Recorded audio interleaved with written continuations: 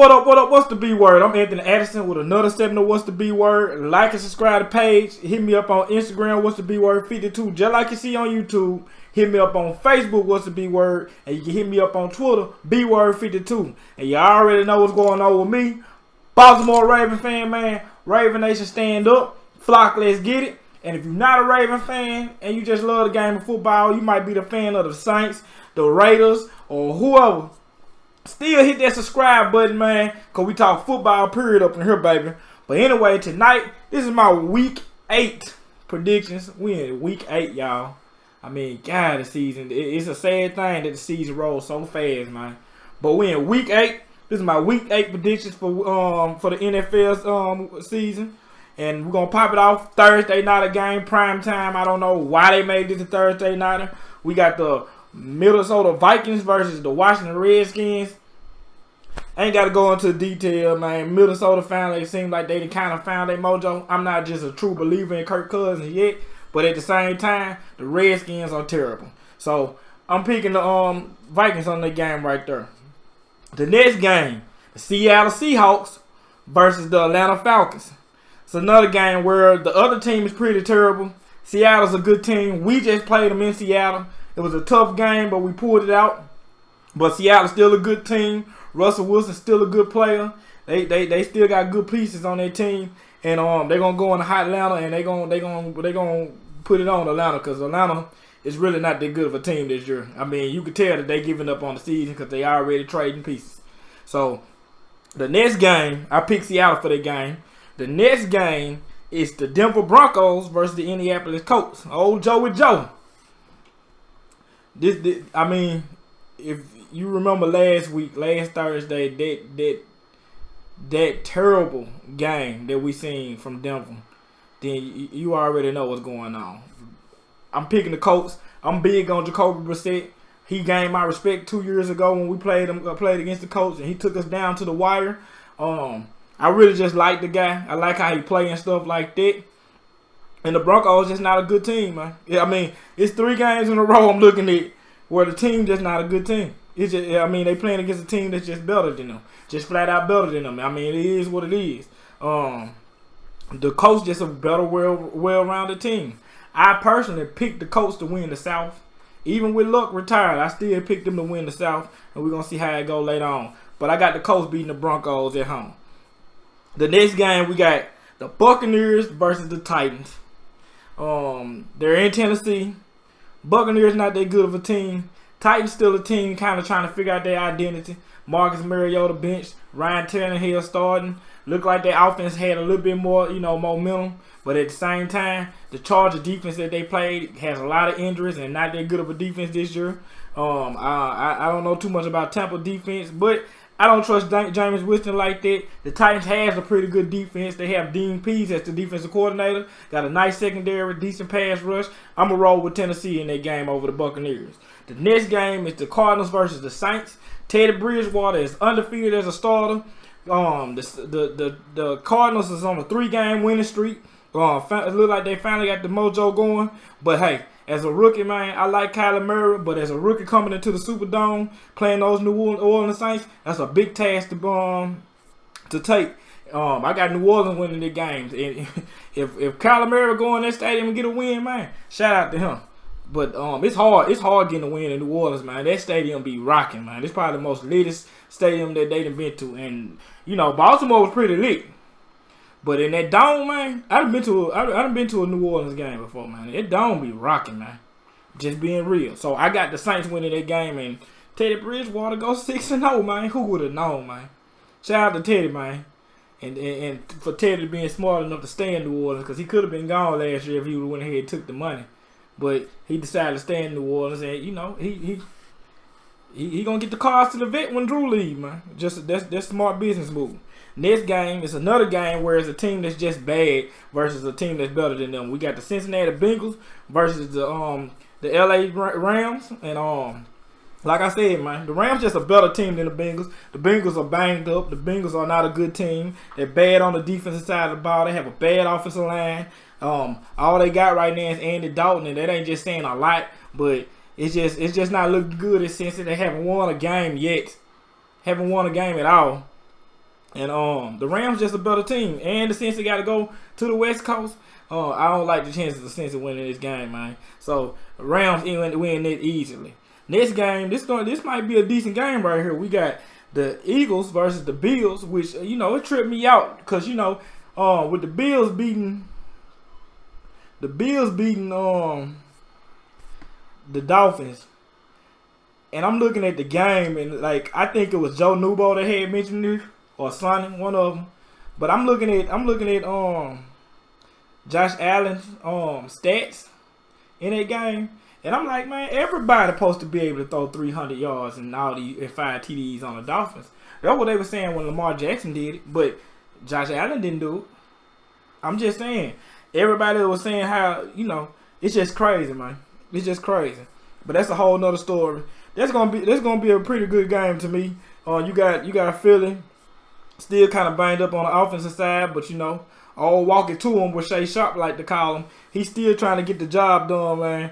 And the Bills got a stingy defense though, man. This is one of the better defenses in the NFL, man. This defense is for real. You got to give them their props, man. Their defense is out here decent. It's just their offense kind of hold them back, but I think Buffalo win this at home, man, against the Philadelphia Eagles, man. Off the fact that they defense they got a pretty good doggone defense, man. And Philly defense ain't all it. So I think Buffalo will take that at home. Next game, we got the Chargers versus the Bears. I don't know if Mitchell Trubisky's back. I really don't know.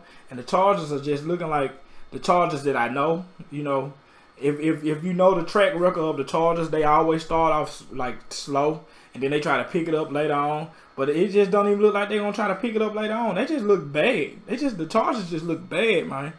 Lost a close one to Tennessee last week. Chicago, I forgot who Chicago lost to last week. But that's a hard game to pick, man, because I don't know the situation with Mitchell. I don't know if Mitchell back or not. But I'm just gonna ride with Chicago, man. Chicago got a good defense. Chargers defense not good at all. I'm just gonna ride with Chicago, man. Next game is the Giants versus the Lions. The Giants, without Saquon, they believe in Daniel Jones, but he don't have enough with him right now to be able to just be a threat. The Detroit Lions have a very good defense. They got a good defensive minded head coach. Matt Stafford doing what Matt Stafford do. He's one of the most underrated quarterbacks in the league. It's just he ain't getting the amount of wins that he should be getting. But he's still a good quarterback, man. You got to give him that. The dude is a good quarterback. He tough too. So I'm gonna ride with Detroit on it. It's at home too. Detroit is a decent team this year, man. And that defense playing well, man. The defense playing well. I see the boy Rashad Melvin over there, man. Shout out to Rashad Melvin.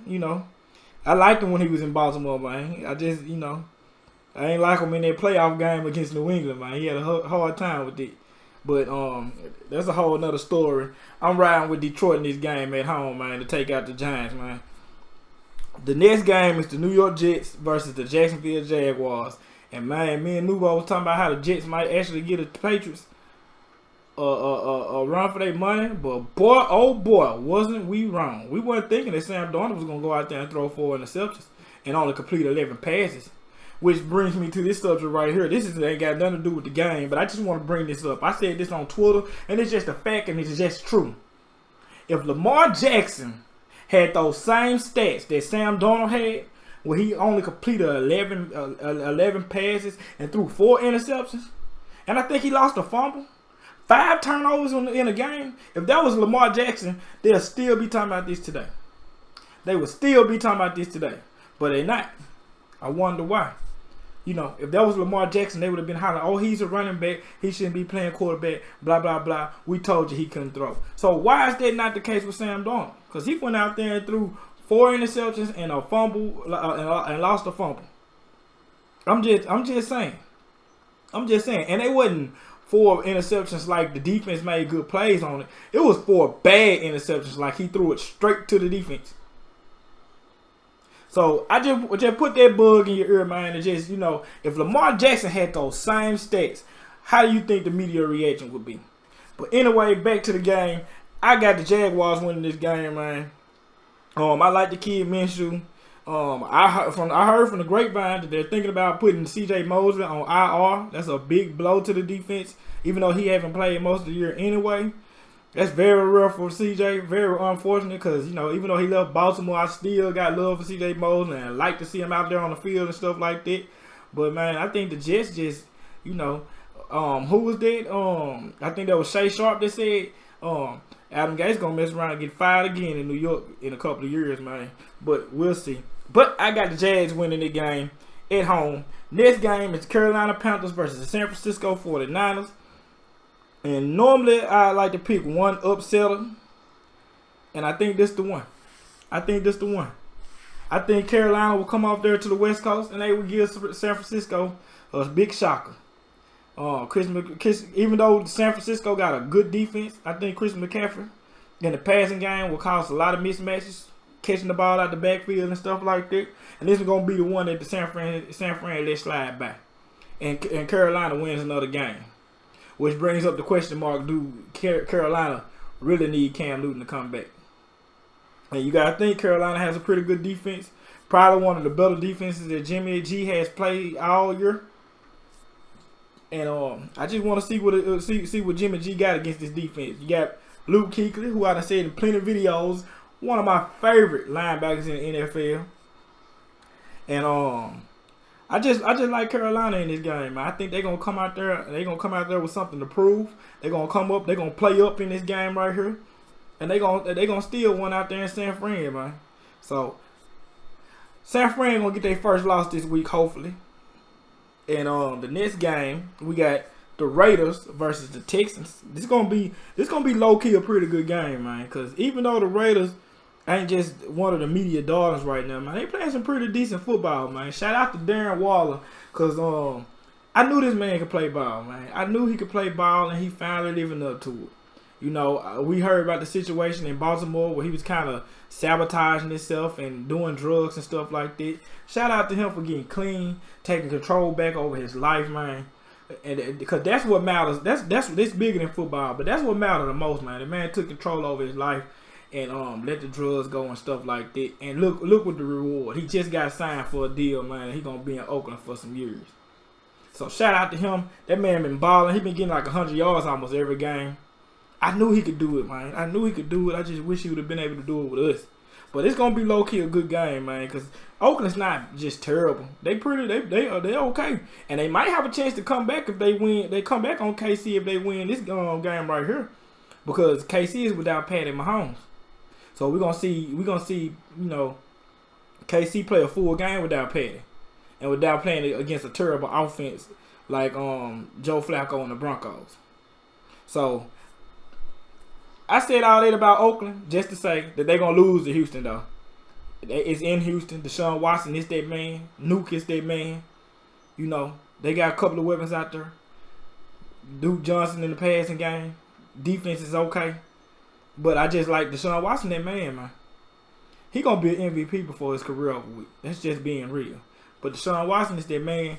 And I picked them to win over the Raiders, man. Next game. This is going to be the game I'm going to be watching because it got our division rivals and the closest team to, you know, try to catch up to us, the Cleveland Browns against the New England Patriots. And with the way the Patriots defense is playing and the way Cleveland Brown offensive line is playing and the way Baker Mayfield turns the ball over, I don't see Cleveland winning this game. Baker has been turning the ball over at will. He doesn't trust that O-line. He's running for his life. And if Sam Darnold was seeing ghosts, then, you know, Baker going to see more ghosts. Think it's Halloween. It's going to be Halloween for real. So, I just don't see it. But, you know, the same case, though. You know, Cleveland got a pretty decent defense going against a New England offense that's shockingly not that good this year. But I still think, plus you got Belichick versus Freddie Kitchens. I think Belichick will outcoach Kitchens any day. 10 out of 10 times Belichick will outcoach Freddie Kitchens. And I just, New England defense is more dominant than Cleveland defense. And Cleveland offensive problems is bigger than New England offensive problems. Because that O-line is just terrible. That's just being real. The O-line is just terrible. So I got New England winning in the Foxborough. Plus, Brady don't lose too many games at home. He just don't.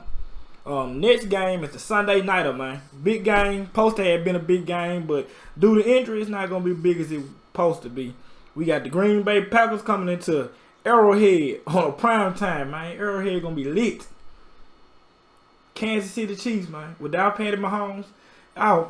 My Poe Fantasy League, man. I feel bad for my fantasy league because I got Tyreek Hill on my fantasy team. Week 1, Tyreek gets hurt with a shoulder injury. Out for a while. Comes back. And the week he comes back, his quarterback gets hurt. So I just don't know how to feel about that, man. It just really, really like sucks. But you got a Carolina, you got a Kansas City defense who can't stop the run against a bad man in my Stephen A. voice, and Aaron Rodgers and Aaron Jones, and they can't stop the run. And you got a situation, you might be in a situation where the offense is not as crisp as they are with Pat Mahomes. Not like they do time of possession anyway, because they do so many quick strikes. But an offense that might be 3-and-out in the lot, and putting that same defense that can't stop the run and that's not that good on the field, quick, and getting them tired. So I got Green Bay coming in the Arrowhead, Sunday Night Football, prime time, with my boy Chris Collinsworth and them coming in and stealing the game from Kansas City, man. That Pat Mahomes injury is a big blow. Note to self: if my quarterback's already hurt, don't do a quarterback sneak. But that's here and there. And the next primetime game, the Monday nighter, I can't believe this is a Monday night game. This is not fair to the fans. ESPN TV ratings gonna be down off this game because it's just that terrible. I just want to put my foot down because I know the Steelers not that good this year. But how do the Miami Dolphins and the Pittsburgh Steelers game end up being a primetime game, and we go through a whole season without having a Baltimore Raven and a Pittsburgh Steelers game on primetime? I won't understand it because we knew Miami was going to be bad before the season started, and the NFL should have knew that Miami was going to be bad before the season started. So I don't get that. You got the Pittsburgh Steelers versus the Miami Dolphins in a Monday night game, which means I'm going to be watching basketball. So whoever's playing tonight in basketball, that's who I'm going to be watching because I got courtside, NBA courtside, so I can watch any game I want because I won't be watching that Monday night game because it's going to be terrible.